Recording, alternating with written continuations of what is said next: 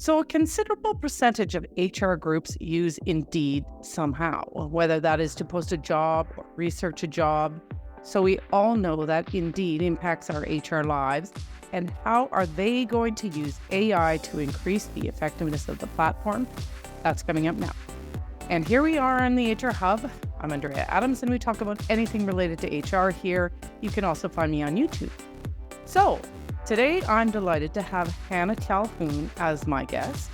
Hannah's the VP of Product at Indeed. She's responsible for overseeing their AI innovation effort and making sure that Indeed's ready for the future of work.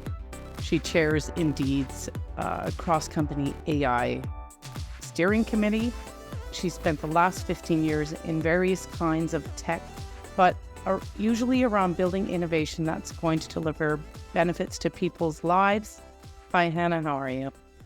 Hi, Andrea. I'm great. I'm so excited to be here. Well, I'm so excited to have you. So as usual, I just dive right into the conversation and the subject matter. So to set the stage, talk to us about how Indeed is incorporating AI into their processes. Yeah, of course. So listen, Indeed's mission, which is hopefully familiar to this audience, is to help people get jobs. And for almost 2 decades, we have been using AI to speed up the hiring process and improve matching between job seekers and employers. AI has been the hot topic over the last year or two, but it is helpful to remember, right, that AI has existed in our lives for much longer than that. And even before the latest wave of generative AI products, Indeed had more than 100 places on our site where an employer or a job seeker would have encountered an AI experience. So that includes things like personalized job recommendations for job seekers, automatic extraction of skills from resumes, recommendations that we make to employers when you post a job. And it will sort of give you tips and tricks for making the job a stronger or more effective job description, and more. So AI has been something we've been doing a lot of, but certainly, as you might imagine, that work has sort of evolved and accelerated over the last year and a half. I'm confident you've done the research. How do employers and job seekers feel about AI? Yes. We have done the research. We love the research. So we've done a number of surveys to try to understand how both sides of the marketplace are thinking about this sort of technological transformation. And overall, what we found is that more than half of Canadians, so 61% to be precise, believe that AI has the potential to improve the job search process.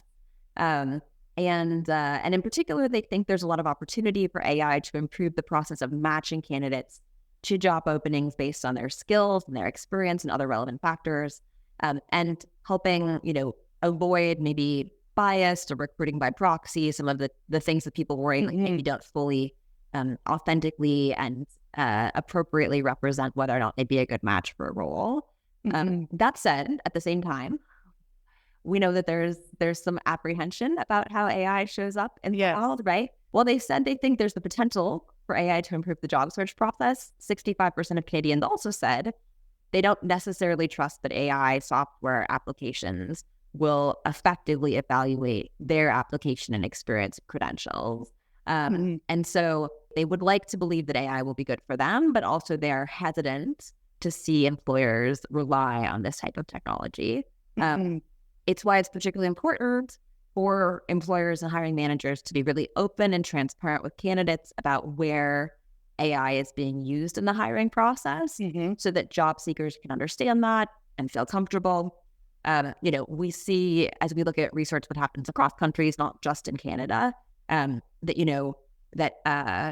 many adults will report, the majority of adults will report that they actually would not want to apply for a job if they heard that the employer was using AI to make the actual hiring decision. And so there's this very strong belief, which Indeed believes as well, that because these are really big, important human decisions, right, that hiring should remain a human-centered process with AI used to smooth and accelerate and support those decisions. but that fully moving to an entirely AI automated future for hiring is not the answer. Yeah. I have so many questions. We can dig it. I will say that's the job seeker side of the world, right? On the employer side of the world, I would say you see more optimism in many cases, because we know the vast majority of hiring managers and TAs are already using AI tools in some way, shape, or form. And so they've got that familiarity and that comfort. And, we have a product in the market called Smart Sourcing, which has a bunch of new generative AI features. What we have found is that with that like AI powered hiring, that the vast majority of our clients, 90% plus, actually say they prefer that AI supported experience. And the reason they prefer it, of course, is because they're finding better, high quality candidates faster, which at the end of the day is what employers and hiring managers want. So I know DEI is under fire at the moment, and I was going to ask this question later in the process. Yeah. You mentioned it somewhere in there about bias. How is Indeed ensuring that the system is not biased in some way? Yep. So I think there's sort of a couple pieces of this, right? So the first is, we do see, as I said in our research, that the majority of Canadians hope that AI can help reduce unconscious bias in the hiring process.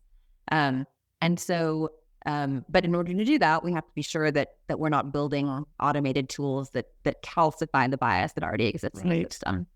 We have a large and wonderful responsible AI team that has published a set of sort of AI ethical principles that Indeed follows. But part of what that team does is they work really closely with the teams that leverage AI models or build AI models, and also the teams that build AI product applications to understand and put together rubrics for how we evaluate the way different products perform in the market. And so well before we release something out to employers or job seekers, we will have gone through a rigorous process to say how high quality are these answers, how accurate are these answers, do we see evidence of biased responses across different types of categories, how do we make sure that we are only releasing products out at production scale that we feel really confident are not embedding those sorts of concerns. But I think to the optimism, right? We are hopeful that AI can actually help drive unconscious bias down, right? One of the things, for example, that we have built into this Smart Sourcing product is trying to make sure that we're evaluating candidates in the most sort of like generous and holistic way possible. And so, for example, sometimes employers will post a job description and it will say the candidate needs to have 5+ years of experience doing blank, right? As we are identifying possible matched candidates for the employer, as part of Smart Sourcing, we might say, okay, maybe they didn't have 5 years doing exactly the thing with that role name, but as we can look across their entire resume and profile, pull out skills, extract experiences, we believe they have 5+ years of experience and skills that will match up with what the employer is actually looking for. And so then we'll share that candidate back. So providing a bit of a wider view and flexibility. And we have this candidate summaries feature that is generative AI driven. And so we'll recommend the candidate to the employer and it will say, this candidate might not have 5 years of experience doing this job title specifically, but we see they have 7 years of experience in these contexts. We see they have a 10-year experience of this set of skills. And we actually think that they'd be a great candidate for you to consider. We find that employers can actually find great people faster, right? Because sometimes as employers, we use things as proxies, right? We say, I'm going to require a college degree, right? Because a college degree is a proxy for a bunch of things I'm looking for. Yes. And that unnecessarily limits the pool of candidates that we would consider, which then makes it harder to fill our roles with high quality talent who will stay and be successful. We're already starting to see really interesting and exciting data points here, right? This new product we've put out that's AI backed Smart Sourcing includes the ability to do things like have AI generate drafts of outreach messages. And so We find that there is more communication between employers and high quality candidates. Those candidates are therefore more responsive. And so, the majority of employers who are using the product report that it is the fastest way to make a quality hire, because if you can get that conversation going and you can cut out the wait time, right?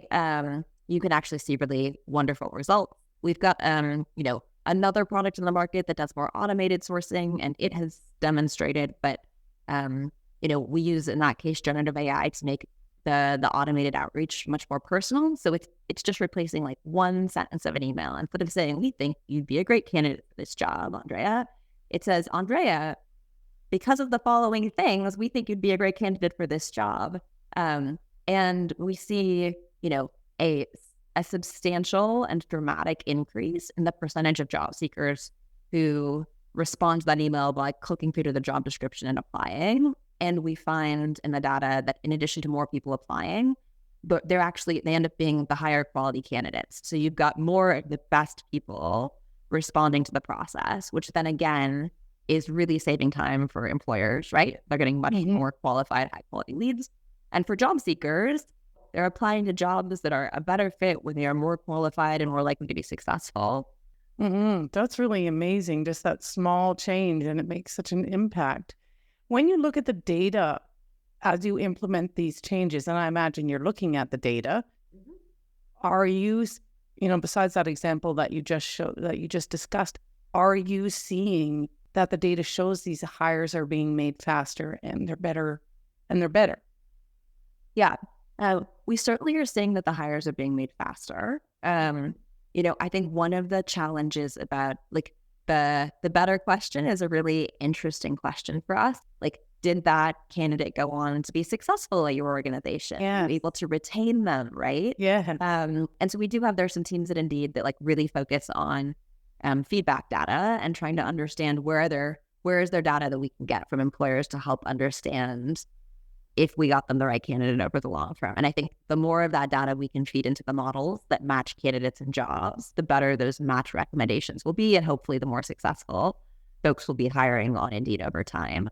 But I think the other piece of this is that and AI really enables this, we are trying to increasingly move towards a world where we have a really deep understanding of candidates' experiences, skills, needs, motivations, and a really deep understanding of what employers are looking for and what they can offer.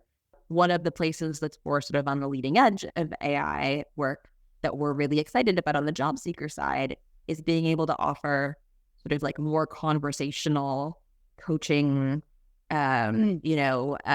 discussion-based, think about chatting with an AI sort of career bot coach who is helping you think about your job search and your skill building and your career aspirations. To the extent we can give job seekers those sort of conversational opportunities to tell us more about what they want, what's motivating them, and what they're looking for, we can take all of that information into their profile and use it as an input to matching them with a job. So I do think there's some very cool opportunities on the horizon to just better understand the needs on both sides of the marketplace at a much deeper and more foundational level than we have in the past. There's few systems that people are more likely to try and game than the recruitment process. Can people game this?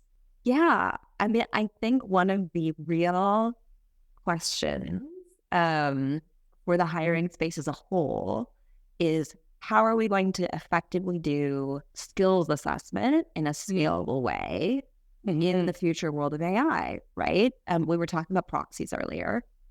In a lot of roles, the resume was a proxy. The cover letter was a proxy, right? You were like, okay, what does the quality of this document look like? Does it suggest the candidate is motivated? Have they done their research to demonstrate that they're really interested and excited about this job, right? We know that there are job seekers already today using AI tools to write their resumes and their cover letters and, submit their applications. So you no longer can use those documents. So you increasingly will not be able to use those documents as the the format, the quality, the personalization of the documents won't be a useful proxy for assessing the quality of a candidate, right? And so it would be much more important to be able to really understand skills and experience and validate those. Indeed has an entire suite of assessment products that we offer to employers that they can use as part of their hiring journey for candidates to be able to like actually have candidates go in and have to complete sets of tasks or exercises. Like increasingly, that will be parts of the hiring journey that are going to require candidates to validate that they have skills as opposed to just report them. Because yes, AI tools will make it easier to sort of like mimic what best in class behavior looks like and some of the ways we've historically evaluated talent. I think as we move to a world where we need to do more assessing, maybe more like live interviewing, there are going to be ways for us to help support hiring managers and TAs in that journey. But I do expect that sort of the focus of where that intensive screening happens is going to shift. So I'm going to stray a little bit strictly from how you're embedding AI. You're living in this world of AI. What insight do you have for the role of AI in the employer side of screening, hiring, interviewing? So one of the things that I oversee at Indeed is also the way that we are thinking about rolling out AI workflow tools to our workforce, which includes, of course, our recruiting team, right? Yeah. So our engineers, our designers, our salespeople, and I would say broadly as a step back, right? We expect that there is going to be like tremendous transformation in many jobs as AI tools emerge. Indeed has a group of economists who work for us who run something called the Hiring Lab, which if you haven't checked out, I think it's very cool. And they do a ton of analysis about sort of like the state of labor markets. But like one of the things they've been doing for the last couple of quarters is they have a specific quarterly deep dive into AI skills, how we're seeing AI skills show up more prevalently in job descriptions. And they've done a couple cool rounds of analysis where they've tried to go through, look at a huge swath of job descriptions. The first time around, they looked at sort of like all the roles that have been posted in the United States, take those roles, break them down into buckets of skill sets, and then try to say, okay, which of these skill sets do we think AI is sort of like going to be best at? And therefore, what types of jobs do we think will see more or less disruption? And what they found at like the headline is that every job is going to have some level of disruption. Something like 20% of jobs will probably have a lot of disruption. And then there's like another 20 or 30% of jobs that we're going to have very minimal disruption. Think about like tasks that you really need to do in person, like being a construction worker or a home health aide.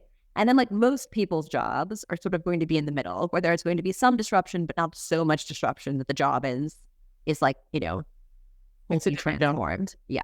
And so like as we are thinking about different functions inside Indeed, part of the question we're asking is like, how much transformation do we expect inside different types of roles and different types of functions? And, to the conversation we've been having, I think we see that there could be a tremendous amount or, a pretty substantial amount of transformation in the hiring and recruiting space, because a lot of what our recruiters and TAs are spending their time on today are comparatively, what we call it Indeed, we call it toil, right? But sort of like low value, repetitive, like I'm sending out all the emails, I'm posting all of the jobs, I'm scheduling, I'm doing all of the calendar scheduling for the interview, right? It's like toil. It feels like toil. It feels like toil. Nobody likes toil. No. And so the question then is like, how do we leverage what AI can do to take toil out of the process so that our recruiting team spends more time doing the sort of higher value, more enjoyable, more like expert-led and strategic parts of the task? How do we free up more time for them to spend time with hiring managers, like really understanding what is this role? Why is it important? Who do you need? What is the skill set? How do they spend more time with candidates, right? Doing those asking the questions, doing the assessments, helping them understand the organization and culture that they would be joining.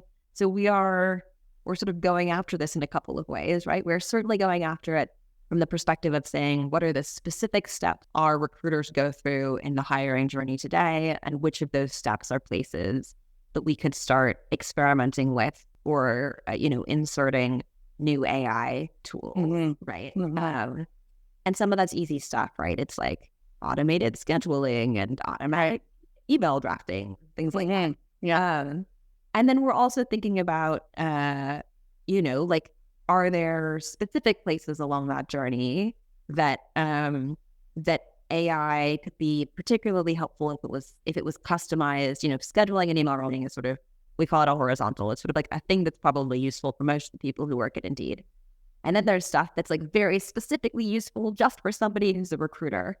And so you want to blend probably of things that are sort of generically helpful and those very specific tools.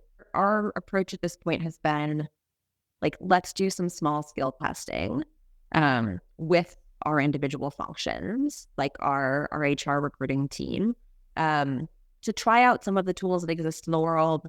Or in our case, because we're a big technology company, we can build our own stuff if we can't do something we think is great. And let's actually see if it's useful, right? I think there's like a lot of hype around AI. It's we're like, this will be great. And then you give it to people and nobody uses it, or they use it and they're like, this tool makes terrible decisions. I would never trust it. Or, you find that as you're doing your fairness assessment, you say, gosh, the tool seems to always make recommendations in one direction and not another. So this is not something we'd ever want to use for real in the market.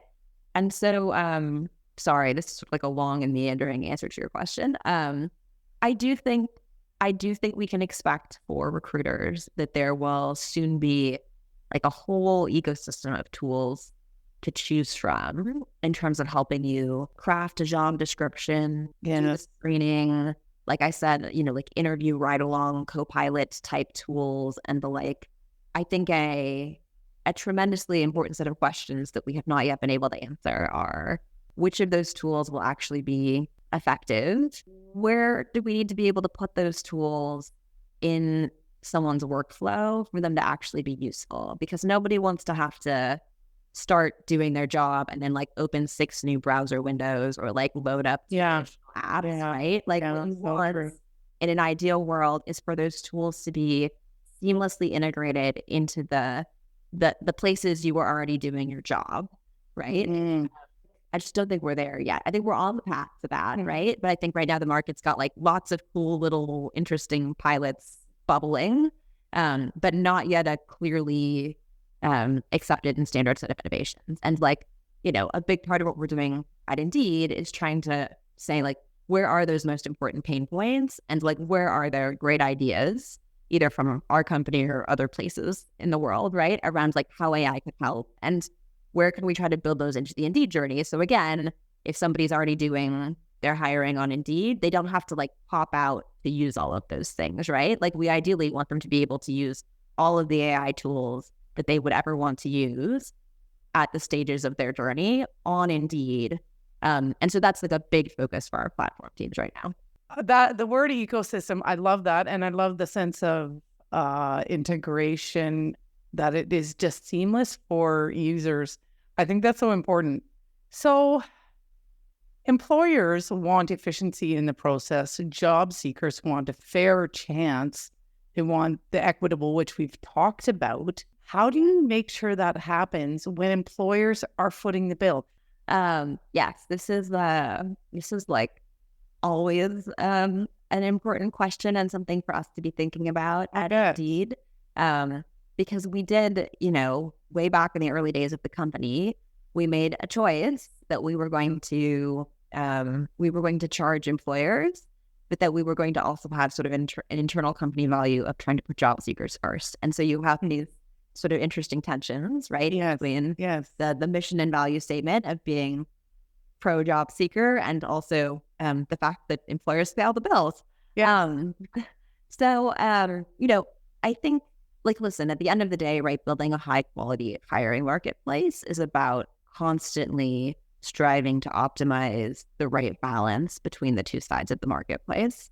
And an enormous reason that employers come to Indeed is because we have such an amazing pool of job seekers, right? There are like 350 million unique visitors to Indeed every month. And if we let that balance swing too aggressively in favor of the employers, like job seekers will find other places to look for jobs, and then employers will be less excited about Indeed because we won't actually have all of the talent, which is a big piece of what we're trying to promise people. As I mentioned before, we do try to think about like where are there places in our product design that we can find the win-win, right? And so we talked about sort of the way smart sourcing will take a more flexible scope on what a qualified candidate looks like, right? Like we believe that's good for employers because it helps them find a larger pool of qualified talent more quickly.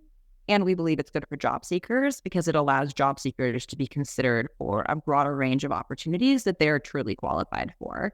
And so in that way, you know, ultimately we should be helping employers find great candidates faster and job seekers find great jobs faster. And so like that can make everybody happy. It doesn't mean that every choice is like there's not always a win-win, right? There are trade-offs. But you know, like I think the other thing is at the end of the day, we find that the motivations are often the motivations are not the same, but they're complementary, right? So as we think about like just like wanting to have really, really high quality matching, it's true that the job seeker, you know, might see a job that they are really excited about. But if we know they're not going to be a great candidate for the job, it is better for the job seeker if we tell them that earlier in the process, or if we prompt them and say, hey, this job requires somebody who has this type of license. We don't see that on your profile. Is it something you'd like to add? Right? Because they don't want to waste their time either, right? We want to deliver high quality candidates who are going to be great to the employer as quickly as possible. And if we do that, that should also be a better experience for the job seeker because they're not throwing applications to 100 places and then being ghosted and not understanding why they aren't successful, right? Like we can actually help them apply more successfully by being like a little bit of that friction in a way that's good. I have a question about that. It is not related to AI. That's totally fine. You see on LinkedIn all the time, apply for the job if you have 70% of the skill. Women wait till they have 100% before applying, whereas men apply when they have 70%. Yeah. And yet you're also saying that you're discouraging people from applying for jobs that they are not qualified to do. How are you marrying up those two things in your mind? Is it just that LinkedIn's out to lunch or no, there is some dissonance there, right? I think what I would say is, as I mentioned with smart sourcing, we try to take sort of a broadly flexible approach to assessing talent and talent quality, right? We also know from employers, as they post a role on LinkedIn, there's an opportunity for them to let us know what their absolute must-haves are, right? I'm hiring for someone to drive a truck for a trucking company. I need them to have a trucking license, right? Right. And so the distinctions that we draw is that if a job seeker is applying for a job that requires a trucking license, right, and they have not told us that they have a trucking license, and we cannot tell from their profile that they have a trucking license, like that's a moment to say, hey, this job, to be clear, requires someone with a trucking license. Like, do you have a trucking license you just haven't told us about? In which case, proceed. And if not, to be clear, we don't say you can't apply for the job, but we say, listen, they're looking for someone with a trucking license, right?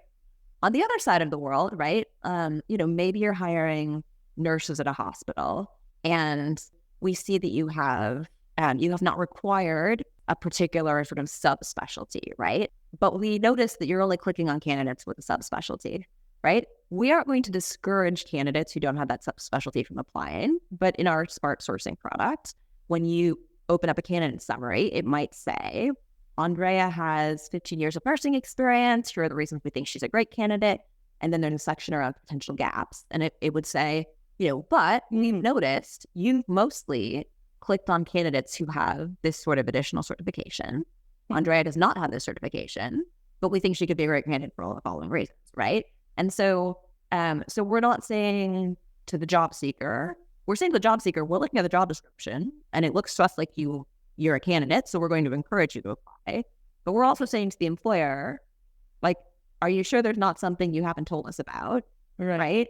So that we can make sure that we're serving you the best possible candidates, and then we can feed that back into the models and we can encourage the right sort of job seekers to apply. Because again, our goal is to get both parties to a great match as quickly as possible.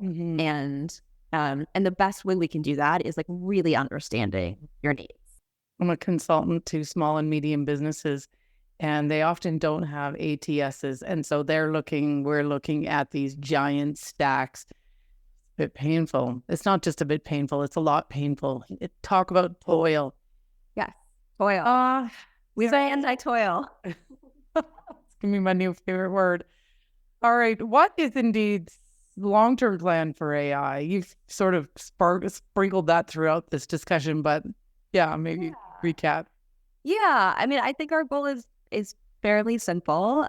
We want to use AI to improve the hiring process and ultimately help people get jobs faster and help employers fill jobs faster, right? We're hoping that as we deploy these AI features, we can both sort of like increase the efficiency of the process, but also that we increase the quality of the process. And that, as we've talked about, we open the scope so that it's easier for employers to consider a broad pool of talent and find the very best talent that they can in that pool, including folks that they might have overlooked if they were dealing with the huge stack of hundreds of paper resumes. And as we're doing that, obviously, we want to make sure that we're using AI ethically. We want to make sure that we're not, calcifying bias in the world. We want to make sure also that we're just like listening and learning from our users, both our job seekers and our employers, about like how and where they want this stuff to show up in their experience, right? Because we want to be giving people tools that reduce the toil, that increase satisfaction, that get them to better outcomes, but also tools they really feel like are helpful, that they can trust, and experiences that they understand, right? We don't want AI to be a scary black box. We want it to be something where everyone can say like, oh, I know that this part of the hiring journey involves AI, and here's what the AI is doing for me. And like, I'm excited for that, right? I'm not scared of it. I'm not annoyed by it, right? I'm excited about it. That's the goal. All right. If someone wants to learn more about what Indeed is doing around AI, what would you suggest? Yeah, our team has put out a bunch of like really lovely articles about sort of different AI features that we've launched, the way that we're thinking about AI, and we can definitely, Erin can help me get you some great links that you can share with other folks. As I mentioned, you can always check out the Hiring Lab, and they're doing research around sort of AI trends more broadly, how we're expecting AI to change the future of work, how we're seeing AI skills show up in job postings. And then, it is something that our executive team has been talking about a lot in public. And so I expect we'll have a bunch of other sort of exciting AI announcements to come over the next 6 to 9 months. We've got some things queued up that I think are going to be great. Well, thanks, Hannah. That was just so informative around what Indeed is planning and how that will shift some of the things we do in HR.